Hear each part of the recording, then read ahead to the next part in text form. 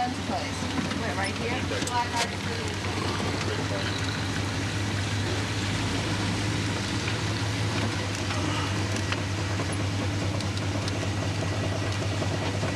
Hi, Bernadette.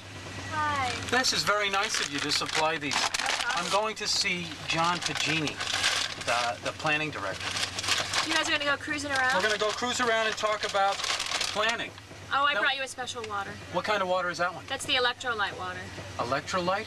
Yeah. Oh, it gives you a little... And the ginger soda, you have to have a bottle opener. You got one in here? I can do it with my teeth. I'm real good at it. There you go. Maybe I'll give you a job. And then the China Cola. Okay, well, that's great. All right. Thanks a lot, Bernadette. Okay. Bye, all right. Tina. See you soon.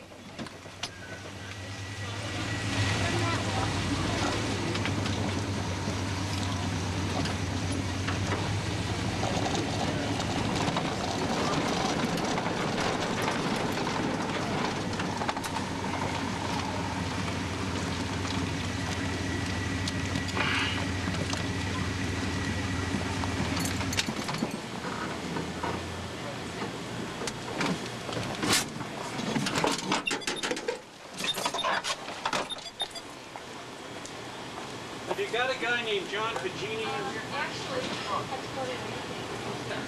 Don't be nervous. Did you see Dionys on it? Did I see? Yeah, did you see the other thing? No, I didn't. On the paper? Yeah. She's shy. You're not shy. I've seen you in public. Remember, I've had to. I don't want to use the word endure, but I've been to a lot of those government meetings, and I know how important they are, but I've seen you up there before. Yeah. All right, John, this is great. Thanks for agreeing to do that. Thanks for giving me the afternoon break. This is great. What have you been doing today? What kind of work? What kind of stuff? Oh, let's see. How did the day start? Started pretty early. And of course, a couple of meetings. Seems like my time is dominated with a lot of meetings, unfortunately. Really? Yeah. And maybe we could talk about that, about being a planning director, and how you got involved with it, why you're involved in it. I mean, why did you choose to be a planning director, or get into planning? Well, that started a whole long time ago. It was actually by accident. Went to school in geography initially about 25 years ago or so. My wife saw an ad in the paper and she said, "Why don't you apply for this?" It was the first planning job. I said, "I don't have a prayer." So I went to the interview and I got the job. I said, "Well, here we are." Where was this? Starting. This was in Southington, Connecticut. And I've done. Oh, really? I've done most of my planning in Connecticut. And most of it has been in the public sector for the last 23 years. But I did have a stint out in Colorado for about 2.5 or 3 years in a small energy-impacted community on the west slope of Colorado. Right. Which, and I told this story in my interview, and I really hesitated to do it, but there are some parallels between that community and Nantucket, in the sense that it's out in the middle of the desert, surrounded by federal land. The sense of isolation at times is often similar to this. It's essentially, surrounded by, from the nearest town, it's about 50 miles. Right. 90 miles from the nearest highway. They did have the sense that it was an island, and it went through some of the same booms and busts that this place goes through. The Planning Commission is really the entire planning entity for the island. Okay, so the Planning Commission is responsible for providing planning services for the entire island to every commission upon request. So we do a lot of work for the Board of Selectmen. We do a lot of work for the county commissioners when they wear that hat, for the NRTA, which is another hat that the Board of Selectmen has. Okay. We also provide technical assistance to the Planning Board. The Planning Board, has regulatory responsibilities, so it has to review special permits. I think probably the permit that comes to mind most in people's minds is, for instance, the market. Yes. And that was their responsibility. It was a special permit. That had nothing to do with you? Yes, it did. Oh, okay. That's really my point. We do have to give technical advice to the Planning Board. Right. which is again a regulatory body. Now the planning board is also, their members are also members of the planning commission. And the planning commission consists of not only planning board members, but also those people who represent some other commissions. So it becomes a means to coordinate the efforts of the town, which tend to be at times rather dispersed. I can only imagine. Let me ask you this, John. Do all towns have planning boards and planning commissions that... No, I wouldn't say that all towns have. I think we're very fortunate in the sense that we are a town that not only has a local planning commission, but we have a regional planning commission too. They actually act in that capacity. So we're one of 13 regional planning commissions in the Commonwealth. And the reason why we benefit from that is because we can leverage lots of funds. We're eligible as any other planning commission, as let's say the Metropolitan Area Planning Commission, to leverage funds for transportation. So we can get 90% grants, for transportation. We can get grants that other planning agencies get for such things as municipal incentive grants. And so, just in transportation alone, we leverage at least $600,000 a year. Right. Jeez. So, I thought we would take a drive around and look at specific areas and maybe we could talk a little bit about what the planning process is and how not only you identify with it, but how ordinary people can identify with it, just simply by looking at areas. Right. Is there a particular area that you'd like to see? I mean, we can start right here, and we can go to, let's say, Sparks and Pleasant. Can we do that? Sure. You could probably cut right through the Commons. Yeah, okay, good. So are you in the process of working through something over there on Sparks and Pleasant? Well, yeah, we are. We're working with an organization called the Mid-Island Partnership on this Mid-Island area. And it's one that, unlike the downtown, has some very different issues. The downtown is largely, urban in character, if we can use that term. Yep. It's pedestrian in orientation. Yep. It really, certainly the automobile is not really the center of it, although it's a reality in the downtown, and a reality we have to deal with. Yeah. But if we look at an area like this, the Commons here. The Commons, and the area down on Pleasant Street in Sparks, the issues here are that people must use their cars to get here. They're now, was considered this to be good planning? auto-dependent. Would you consider the Commons here good planning? I mean, You're putting me on the spot, aren't you? Well, because it has a reputation. Yes, it does. I think before you haven't been here that long, That's right. Because it's before my time, I guess I can be candid about Exactly. it. And I would say that it's probably not a very good example of an MCD or a major commercial development. Right. It really, I don't think, has that much cohesion. And I guess one of the challenges in this area is trying to get the entire area as a whole to have some kind of cohesion and identity. I mean, if we can just Now, do we want to take a left or right in this area? Actually, if we can just pull over here and stop somewhere, that'd be great. Right.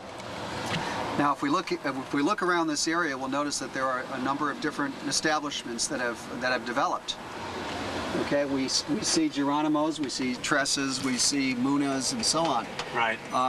This was not planned in any way, in the sense that these individual sites do not really relate to each other in any way. Yes. The challenge that we have here, you can see all the cars that are in this area here. The challenge we have here is to accommodate the cars, but also to accommodate pedestrians and bicyclists as well. Mm-hmm. You can picture how difficult this is. If you happen to be on a bicycle in here trying to compete with all this traffic within this very, very busy street. You'll also notice that the sidewalks in this area, when we get down here a little bit further, you'll notice that the sidewalks are intermittent, and we'll see a well-worn path. Here is the path that I was talking about. It's very well worn. Right. You can see that the sidewalk is pretty intermittent. We have a sidewalk here, it goes all the way to the corner. But then we have a gap between here and Nantucket Bank, so we're looking to close that gap. So you take care of deciding on where all the sidewalks go?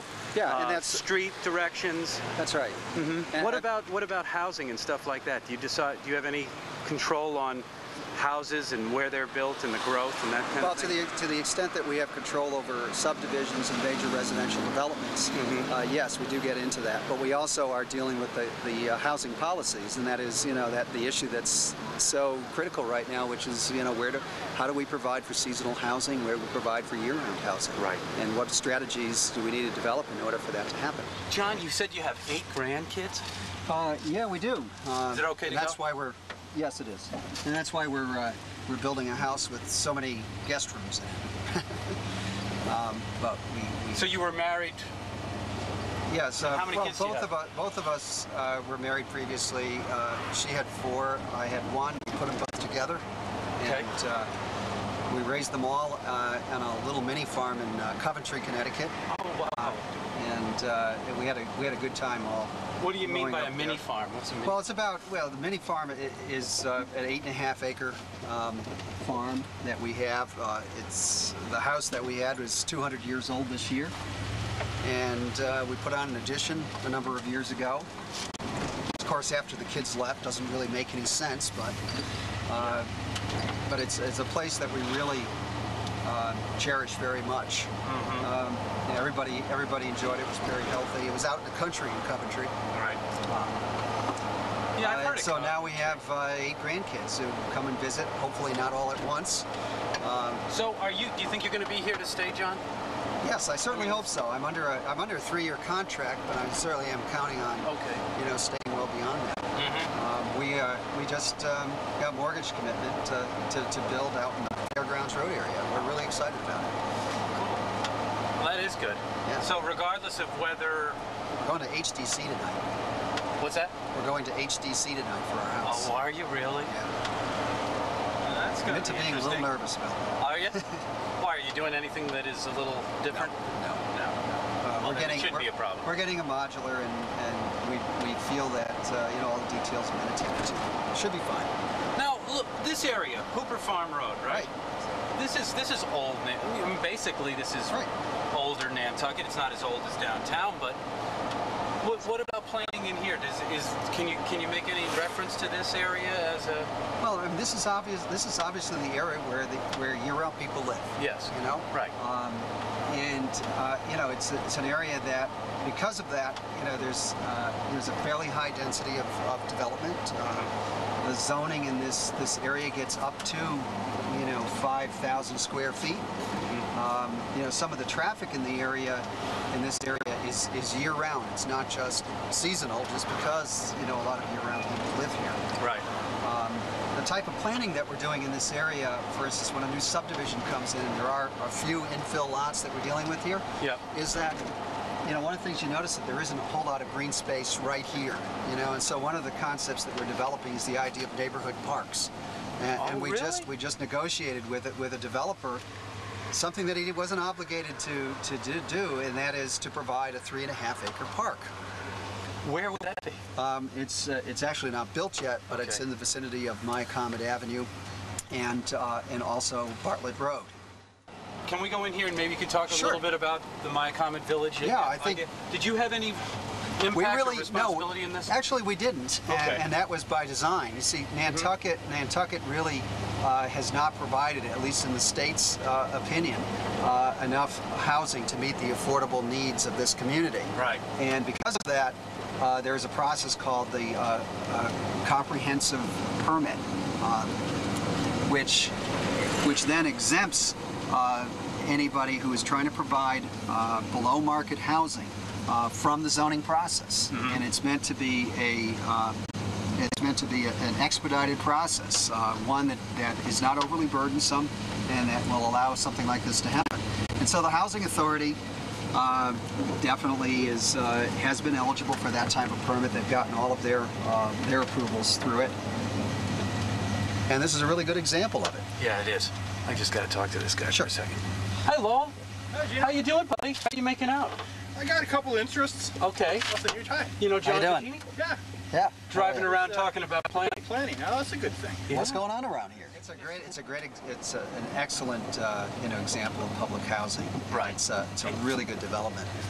So how can we get more of that, or is there any way that does the town have to buy the property to do it, or Yeah, the town or the housing authority would have to do that. But you know, the nonprofits can certainly do something like this as well, and they've done so in you know, on a smaller scale. For instance, I think one of the objectives is to try to do scattered site housing, you know, on individual lots. Nonprofits and the town can cooperate in doing that kind of thing.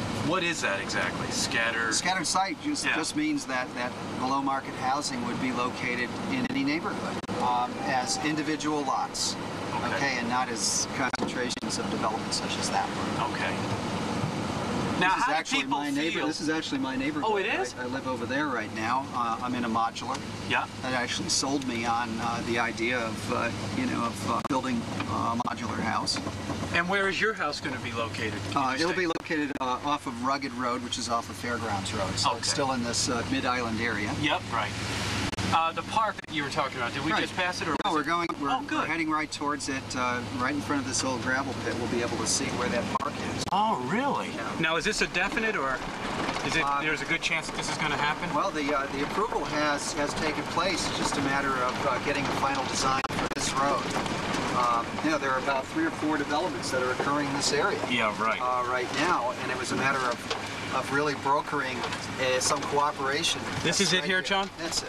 Yep. Brokering some cooperation among the various developers, among the, you know, with the Board of Selectmen, with the Planning Board, the neighbors, in order to make all of this happen. What we're trying to do is also to create some interconnections between the various roads so that we can alleviate some of the existing traffic problems. This is one example. There'll be a road that now goes through here and out to Bartlett Road. Oh, there will be. Okay. All right. The park is a bonus. That was 3.5 acres that was added. John, how do you feel about the direction of the island?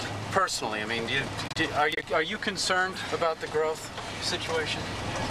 Well, you know, I try to be as neutral as possible on that, because part of my role is really to be someone, you know, someone who helps to bring people's opinions, which are varied on the island, as you know, I can understand, together to reach some kind of consensus. Yeah. So I try to keep my personal opinions really out of it. So I hope you don't mind that I dodged that question. No, well, at least you were honest about it. Right. Instead of giving me an answer that didn't make sense. Right. That's cool. I understand. And it's a tough balancing act, you know, for me as a planning director. All you can do is be the best planning director you can be, right? I mean, right. You have. And that's what really this whole comp plan process is about. Right. Is trying to really broker solutions to some of the stickier issues that we've been unable to reach a resolution on through a lot of years. We both know that there's nothing we can really do about the growth. I mean, it's going to continue to grow unless we just stop growing. Well, there is something that we can do. We don't have to. One thing is clear: we don't have to accept the 24,000+ build out that existing zoning could result in the future. Yes. Okay. That's right. We can control what we do in the sense that we don't have to accept existing zoning. We can put some kind of growth controls on, but the secret is deciding what that is and doing so in a way that the community at large agrees with the solution. And it means balancing some things that are very important to us here, to the community, and that is maintaining some level of economic activity here that serves us well into the future. Okay, and it means also, you know, defining what that economic activity is that does not affect us adversely in terms of protecting the environment, protecting historic character. It's that very delicate balance that we're trying to achieve.